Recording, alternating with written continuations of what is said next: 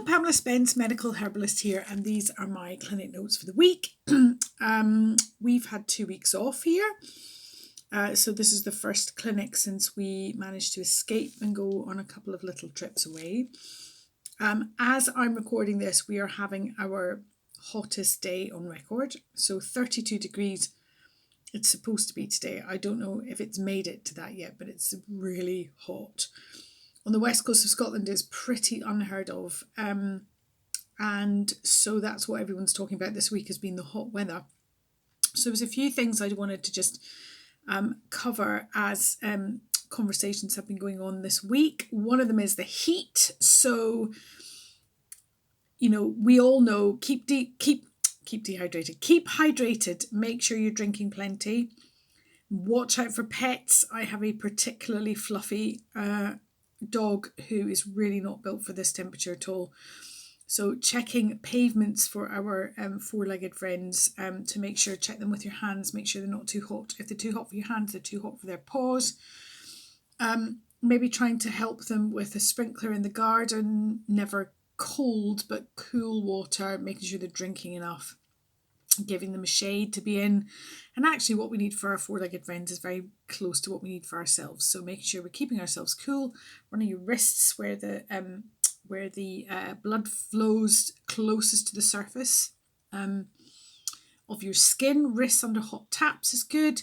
Herbs like cooled peppermint tea. Peppermint's really good for keeping us cool. Coriander water is really good for cooling us down.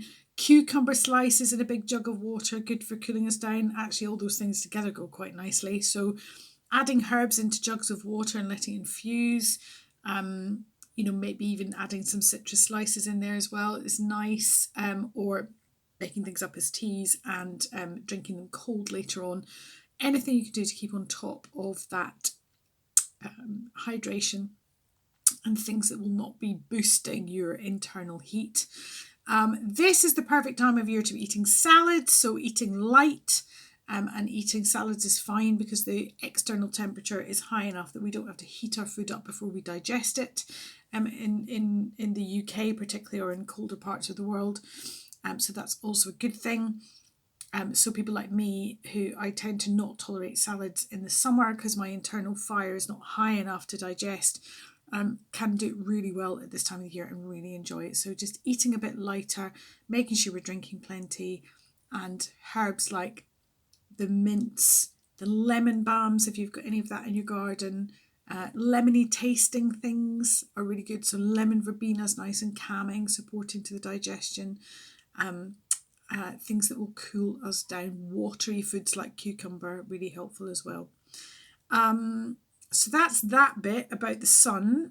The next bit about, so colleagues and friends and any of you listening in England, you're just entering into the beginning of the summer holidays. I can tell you here in Scotland, we're in week 4. It's okay in there. So come on in and join us. You'll do fine. It can feel a bit challenging, particularly like me, if you're a working mum and you're trying to juggle work life and mum time in the middle of the day. So ways that I've combated that have been to really carefully plot out the times at which I am at work and make sure I have, if my little one's at home with me, he has certainly plenty to do to occupy him. If not, someone else with him. That, if I'm doing paperwork or whatever, he knows that I have the doors closed over, but I can hear him. But there are certain things that he has to do himself before he comes to bother me. And sometimes that works better than others, of course. But that when I'm at work, I am concentrating on work. Oh, there we go. He's shouting now. Just give me a minute. Can I have another rice cake? In a minute. Working from home, right in action there. This is real, people. But when I'm not working, when I am on mum time, I have also really carefully scheduled that in my daily journal diary.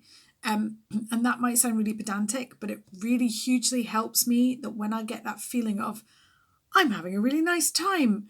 Gosh, it's a work day. Shouldn't I really be doing something? and I start to worry and stress about not being present in my business, then I go to my planner and I say, no, this is mum time. Everything else has been scheduled. It is fine. And I cannot tell you how much that helps me to reduce my stress levels, have a better summer, and be much more present with my loved ones than I would otherwise be. So there's a little tip for anyone who's struggling with that.